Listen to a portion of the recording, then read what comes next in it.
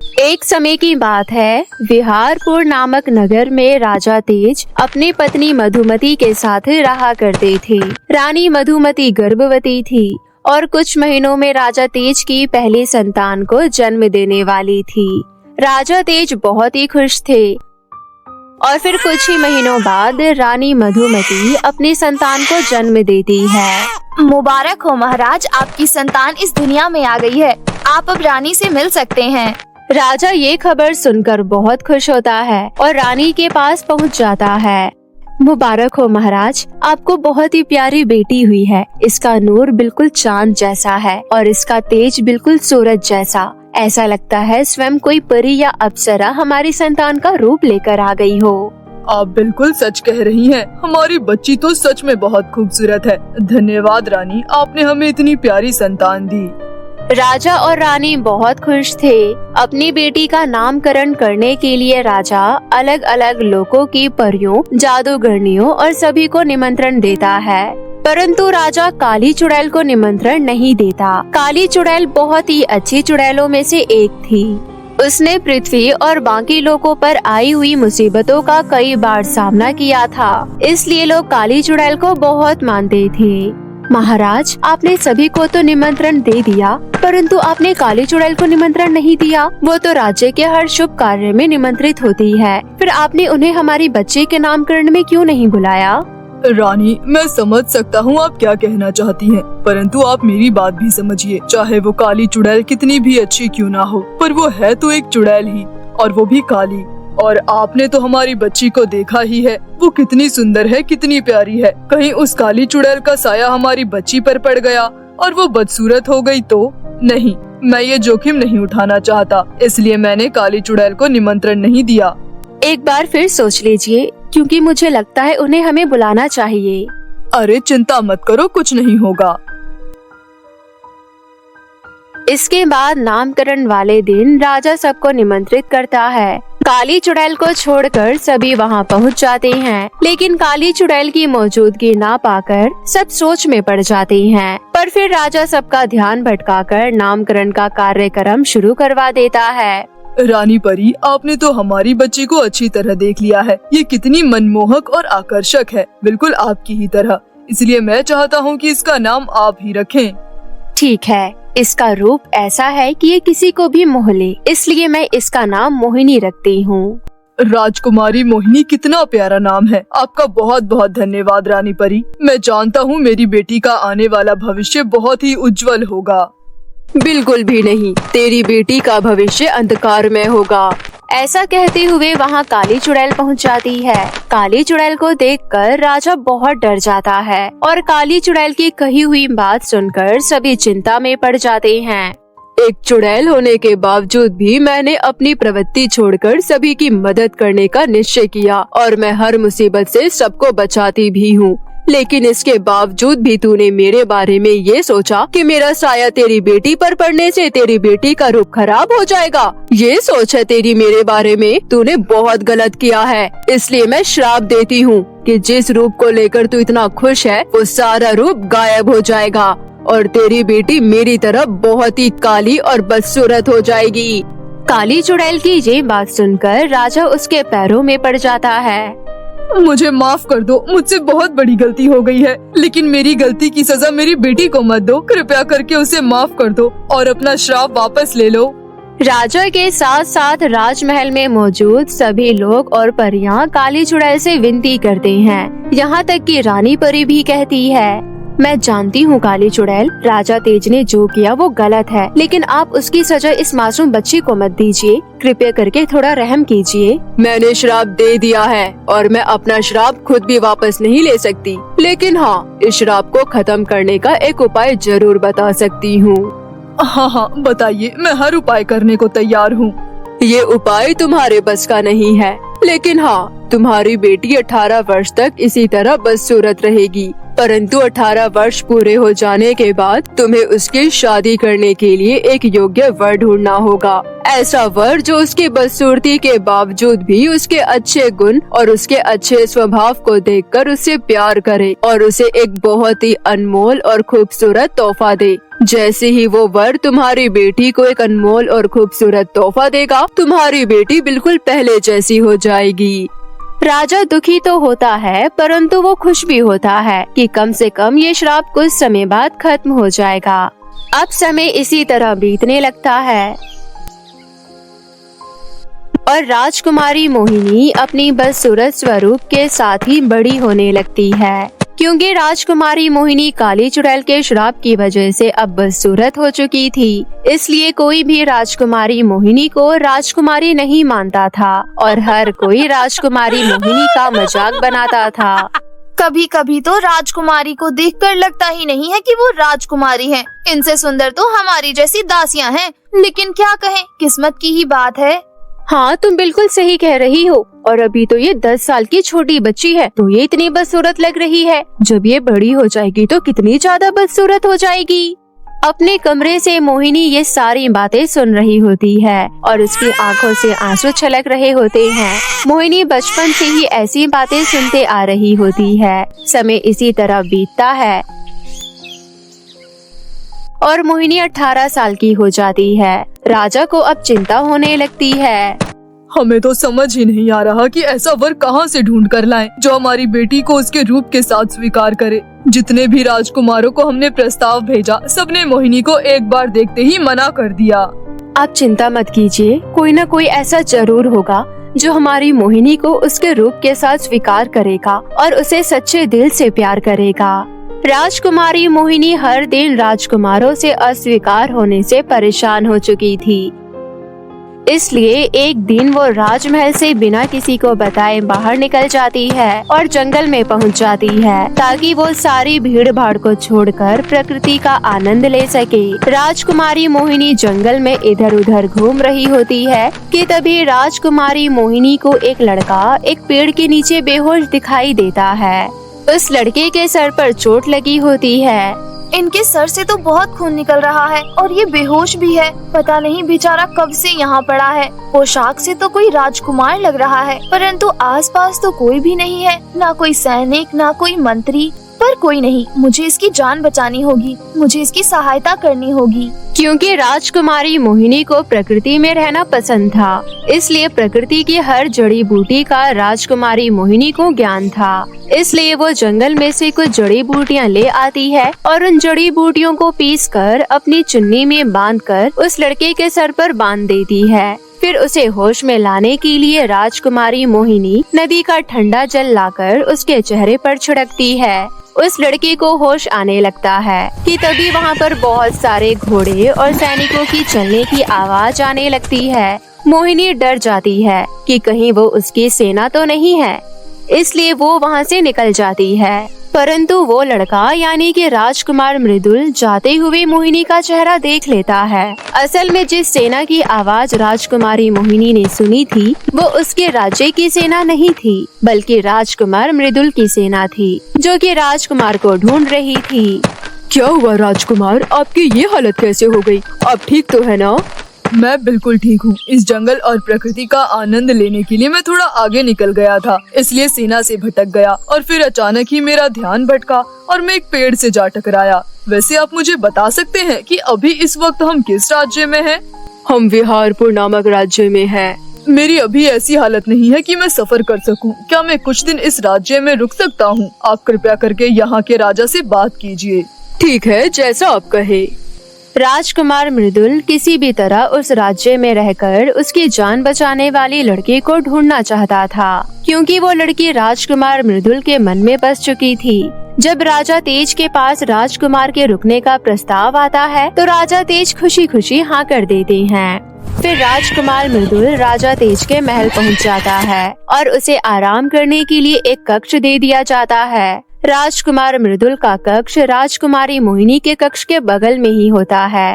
राजकुमारी मोहिनी अपने कक्ष में सो रही होती है, तभी राजकुमार मृदुल आसपास भ्रमण करने लगता है कि तभी उसकी नजर सोई हुई राजकुमारी मोहिनी पर पड़ जाती है और उसे याद आ जाता है कि ये वही लड़की है। ये तो वही लड़की है जिसने मेरी जान बचाई थी, यानी कि यही राजकुमारी मोहिनी है। इन्होंने मेरी जान बचाई है और अब ये मेरे दिल में बस चुकी हैं। इन्होंने मेरे लिए इतना कुछ किया, अपनी जान बचाने के बदले मुझे भी इनके लिए कुछ करना चाहिए। ऐसा सोचकर राजकुमार उसी समय अपने राज्य के लिए रवाना हो जाता है। राजकुमार मृदुल भी राजकुमार मोहिनी की तरह प्रकृति प्रेमी था, इसलिए उसने अपने बगीचे में बहुत ही सुंदर गुलाब और अलग अलग तरह के सुंदर फूल उगा रखे थे। वो जैसे ही महल पहुंचता है वो सीधा अपने बगीचे में जाता है और वहाँ से सारे सुंदर गुलाब फूल तोड़ कर ले आता है और उन गुलाब फूलों को एक दर्जी को दे देता है और उसे दर्जी के पास बैठकर उसे बताता है कि किस तरह एक एक फूल को जोड़कर उसे एक सुंदर सा गाउन चाहिए और पूरे दिन रात बैठकर वो उस गाउन को बनवा लेता है। जैसे ही वो गाउन तैयार हो जाता है वो उसे लेकर वापस से राजा तेज के महल पहुँच जाता है।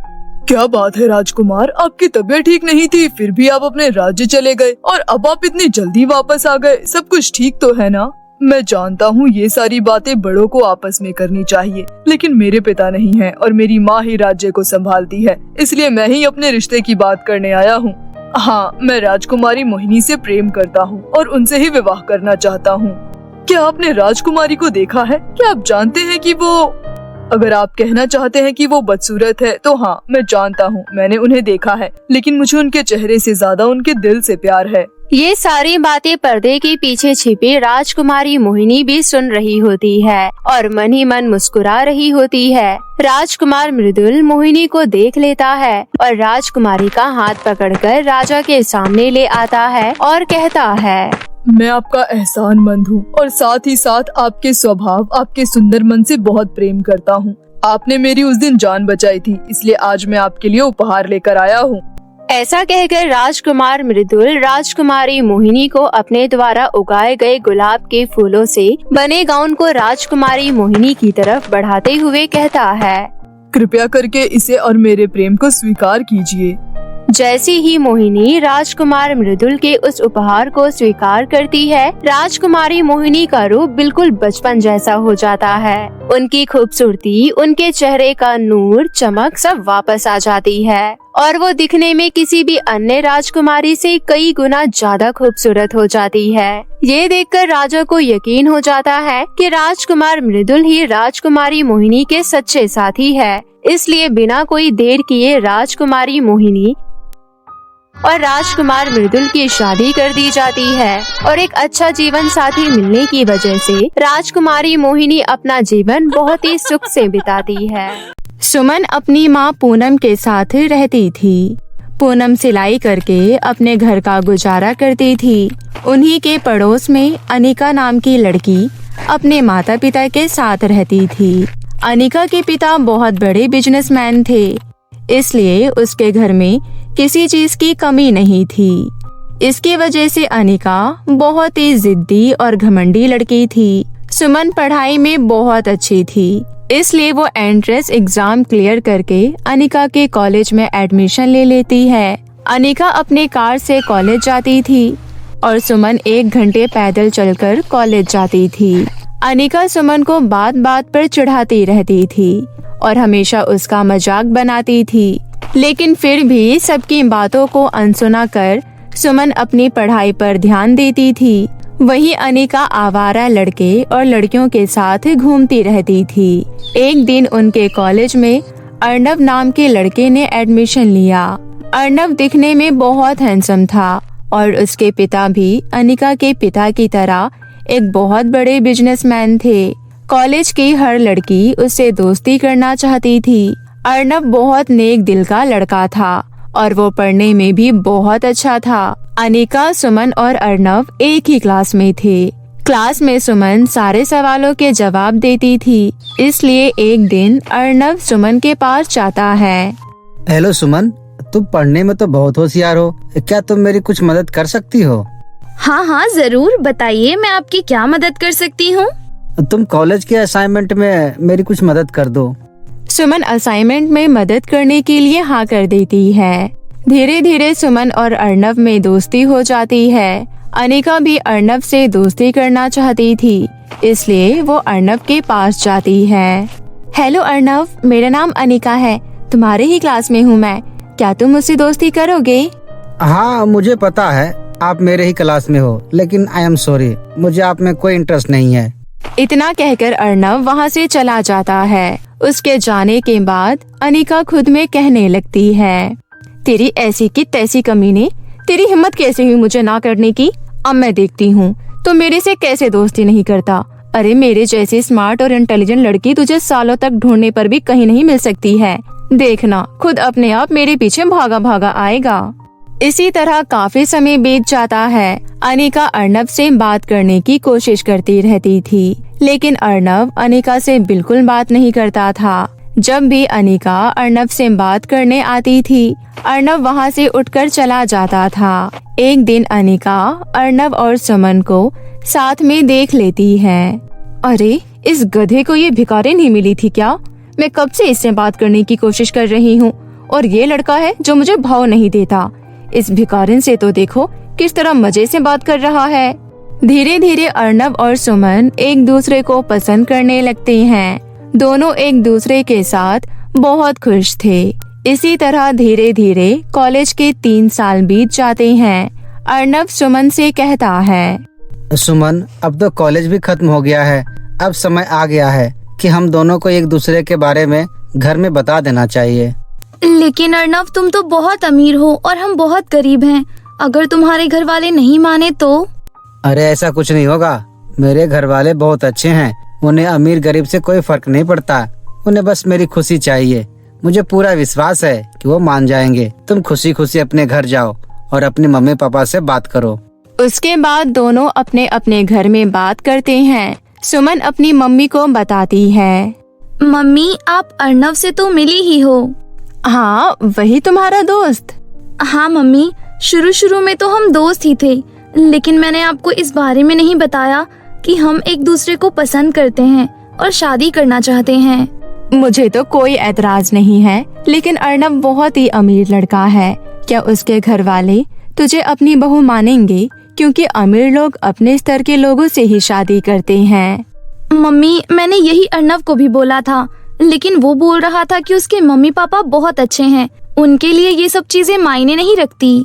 ठीक है, अगर उसके मम्मी पापा मान जाएंगे तो बहुत अच्छी बात है।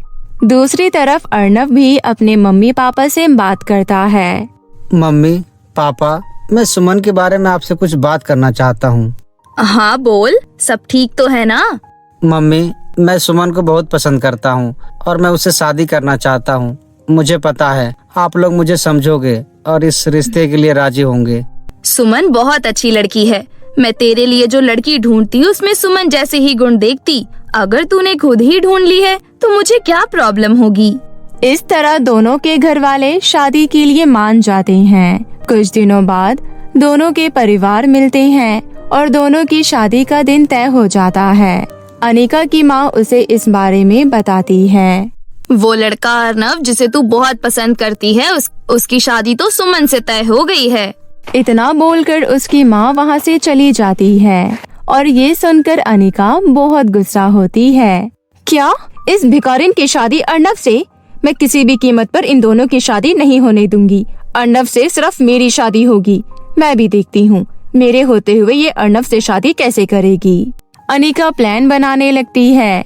वहीं दूसरी तरफ सुमन की माँ सुमन के लिए एक बहुत ही सुंदर लहंगा खरीद कर लाती है। तभी वहाँ पर अनिका आ जाती है।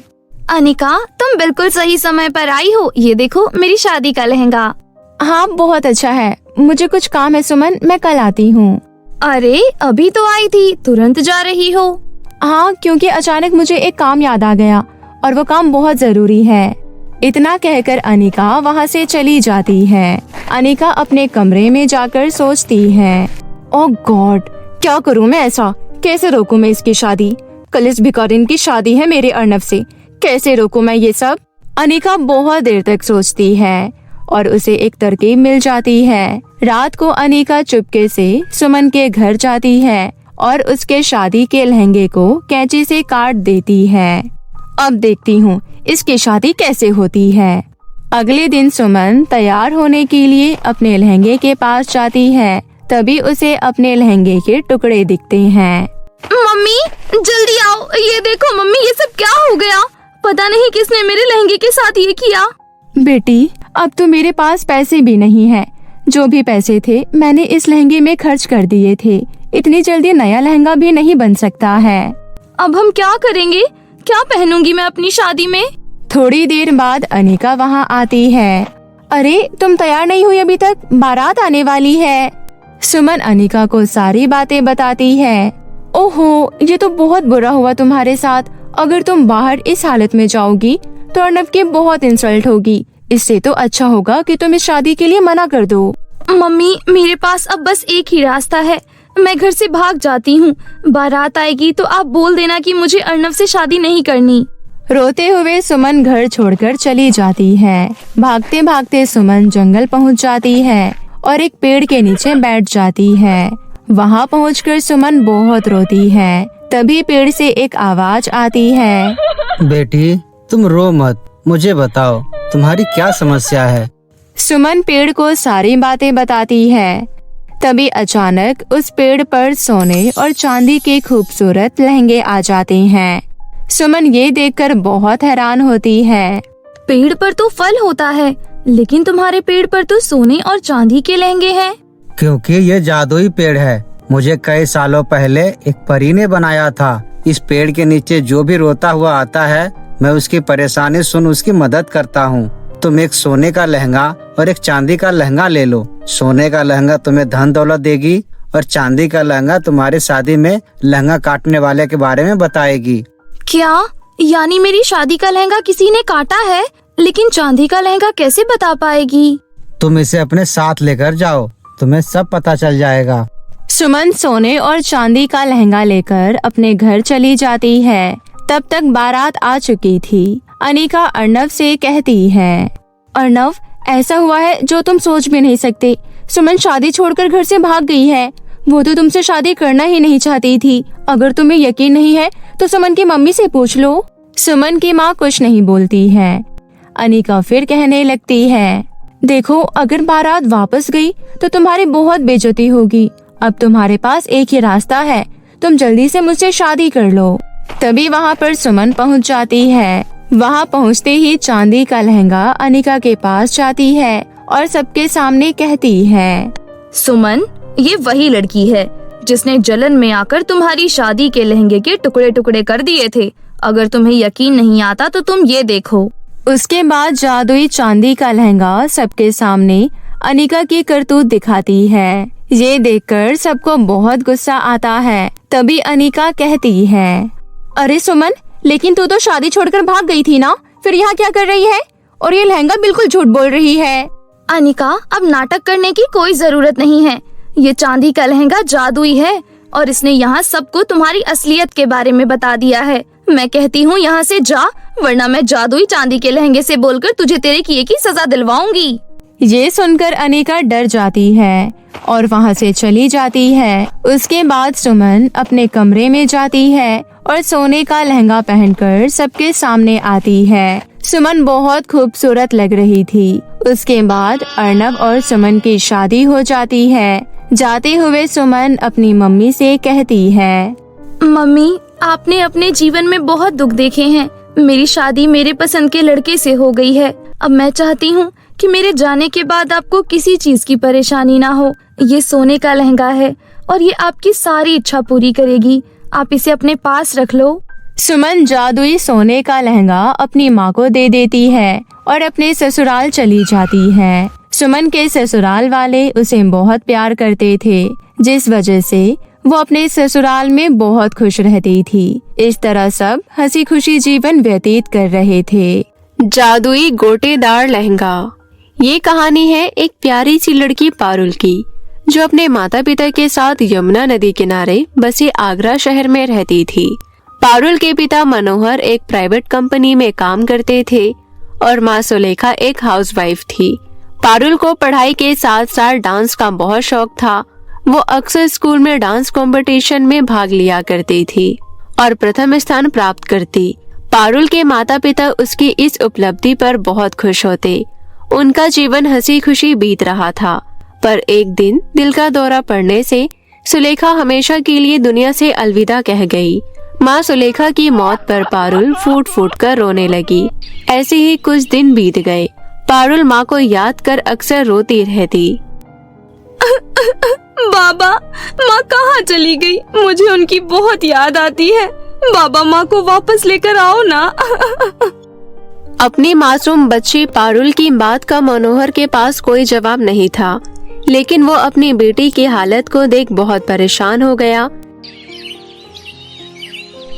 फिर एक दिन पड़ोस में रहने वाली विमला काकी ने मनोहर को समझाते हुए कहा, बेटा मनोहर, अपने आप को संभालो। अभी तुम्हारे ऊपर पारुल बिटिया की जिम्मेदारी है। तू मेरी बात मान तो दूसरी शादी कर ले। इससे पारुल बिटिया को माँ का प्यार मिल जाएगा, वरना माँ के बिना बच्ची बिल्कुल अकेली ही हो जाएगी। काफी सोच और विचार करने के बाद मनोहर ने रचना नाम की औरत से दूसरी शादी कर ली। रचना की पहले पति से अपनी एक बेटी भी थी। नाम था उसका वर्षा। वर्षा दिखने में बिल्कुल भी सुंदर नहीं थी। रचना और वर्षा दोनों पारुल को देख बहुत जलते थे। मनोहर के काम पर जाने के बाद रचना दिन भर कमरे में आराम करती और बेचारे पारुल से घर का सारा काम करवाती। रचना पारुल को बहुत परेशान किया करती थी, लेकिन जैसे ही मनोहर काम पर से घर लौटता, रचना उसके सामने एक अच्छी माँ होने का दिखावा करती। पारुल बेटी, कहाँ हो तुम? इधर आओ मेरे पास। देखो, मैंने तुम्हारे लिए खीर बनाई है। आज मैं तुम्हें अपने हाथों से खीर खिलाऊंगी। ये देख मनोहर मन ही मन खुश होते हुए बोला, रचना कितनी अच्छी है। ये मेरी बेटी का कितने अच्छे से ख्याल रखती है। अब मुझे परेशान होने की जरूरत नहीं। रचना एक सगी माँ की तरह मेरी बेटी को प्यार करती है। इस तरह मनोहर बेफिक्र होकर अपने काम में व्यस्त हो गया। वहीं रचना का पारुल पर अत्याचार दिन पर दिन बढ़ता ही चला गया। इस बात से पारुल बहुत दुखी रहती। पारुल को डांस का बहुत शौक था, इसलिए सबके सो जाने के बाद वो चोरी छुपे डांस की प्रैक्टिस किया करती थी। ऐसे ही धीरे धीरे वक्त बीता। पारुल और उसकी सौतेली बहन वर्षा अब बड़ी हो गई थी। वर्षा कॉलेज में पढ़ती थी। वहीं रचना ने पारुल का स्कूल जाना बीच में ही बंद करवाकर उसे घर के कामों में लगा दिया, इसलिए वो आज भी घर के कामों में ही व्यस्त थी। पारुल, अरे ओ महारानी, कहाँ मर गई? कितने देर से तुझे आवाज लगा रही हूँ। कहाँ थी तू अब तक? माँ, मैं आंगन की सफाई कर रही थी। तूने अभी तक वर्षा बिटिया को नाश्ता क्यों नहीं दिया? तुझे पता नहीं उसके कॉलेज जाने का टाइम हो रहा है? माँ, मैंने नाश्ता बना दिया है। बना दिया है तो गर्मा गर्म नाश्ता देती क्यों नहीं? जब देखो सारा दिन भर बस इधर उधर घूमती रहती है। अब मेरा मुंह क्या देख रही है? जा जाकर मेरी बिटिया को नाश्ता दे। 2 दिन से गंदे कपड़े पड़े हुए हैं, तूने अभी तक वो भी नहीं धोए। कामचोर कहेगी। ऐसा कहकर रचना अपने कमरे में चली गई। वहीं पारुल ने अपनी सौतेली बहन वर्षा को गर्मा गर्म नाश्ता दिया।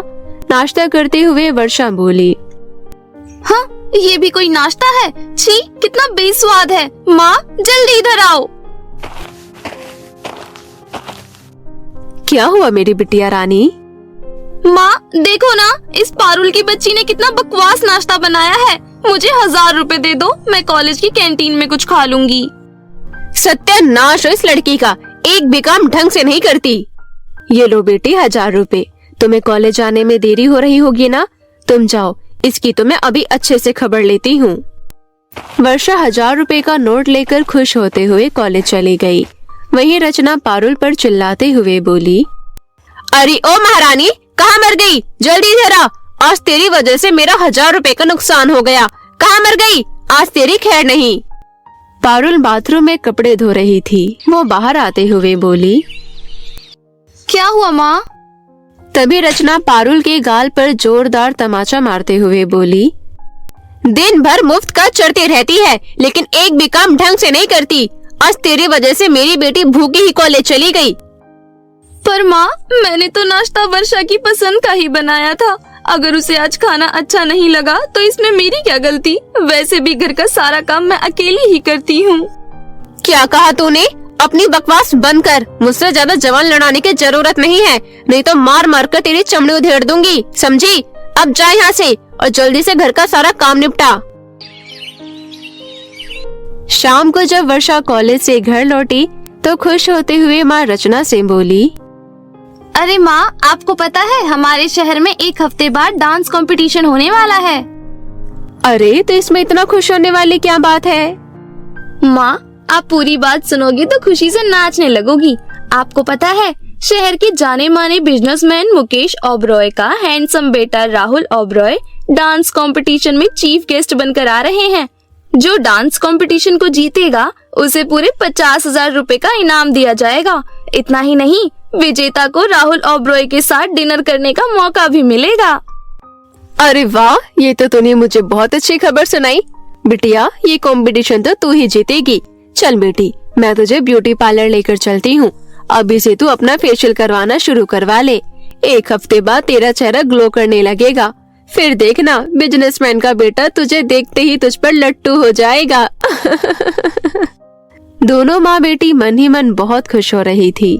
पास में खड़ी पारुल डांस कंपटीशन की बात सुन खुश होते हुए बोली, माँ, मुझे भी डांस कंपटीशन में हिस्सा लेना है। मुझे भी डांस करने का बहुत शौक है। देखो माँ, ये मेरी बराबरी करना चाहती है। ये मूंग और मसूर की दाल। डांस कंपटीशन की विजेता मैं ही बनूंगी और राहुल ओबरॉय को अपने रूप के जाल में फंसाकर उससे शादी करूंगी। अब तू खड़ी खड़ी हमारा मुंह क्या देख रही है? जा यहाँ से। हाँ। पारुल उदास होते हुए अपने कमरे में चली गई। तब रचना बोली, तू चिंता मत कर वर्षा बिटिया, मैं भी देखती हूँ ये मनहूस कैसे कंपटीशन में हिस्सा लेती है।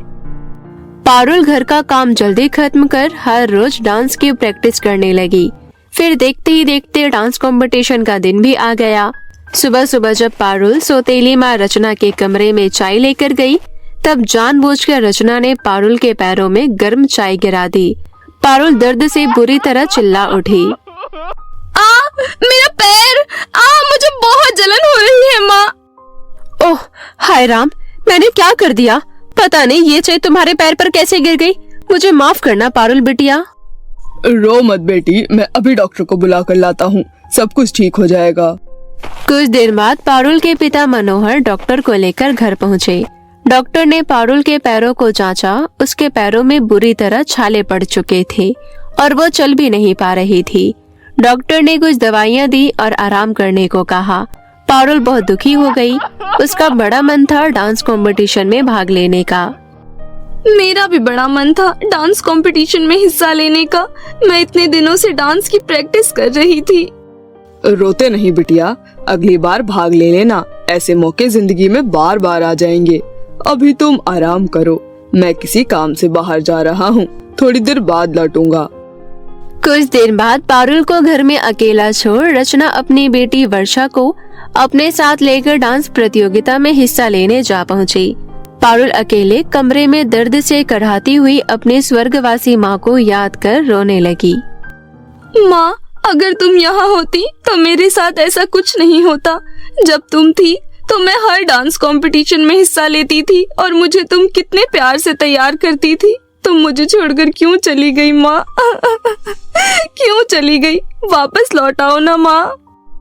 ये कहते हुए पारुल रोने लगी। तभी कमरे में एक तेज रोशनी फैल गई और उसे अपने स्वर्गवासी माँ की आत्मा दिखाई देने लगी।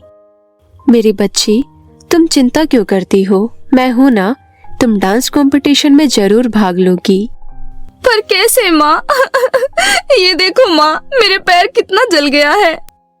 सब कुछ ठीक हो जाएगा, हिम्मत रखो बेटी।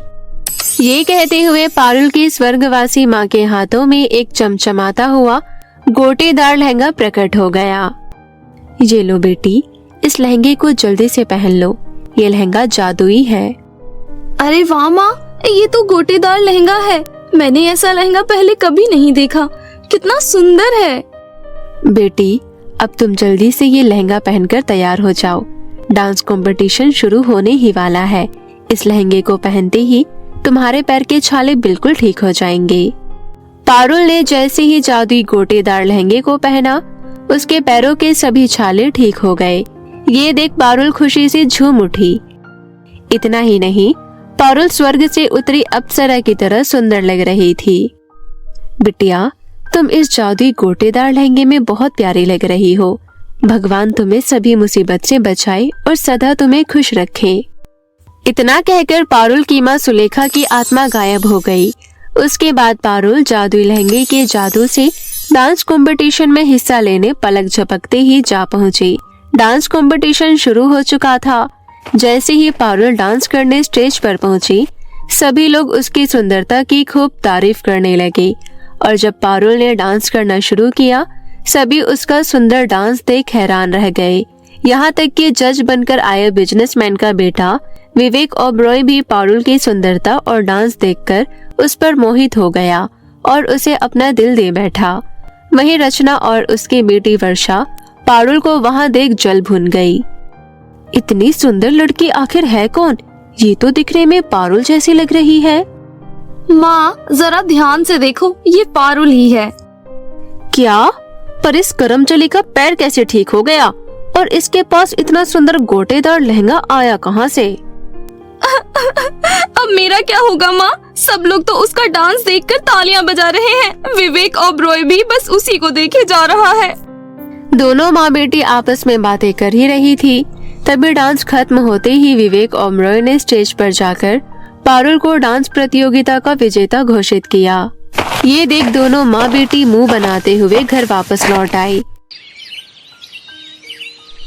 फिर अगली सुबह विवेक ओबरॉय अपने पिता मुकेश ओबरॉय के साथ एक बड़ी सी गाड़ी में बैठकर पारुल के घर गए और पारुल के पिता मनोहर से मुकेश ओबरॉय ने अपने बेटे विवेक ओबरॉय के लिए उनकी बेटी पारुल का हाथ मांगा।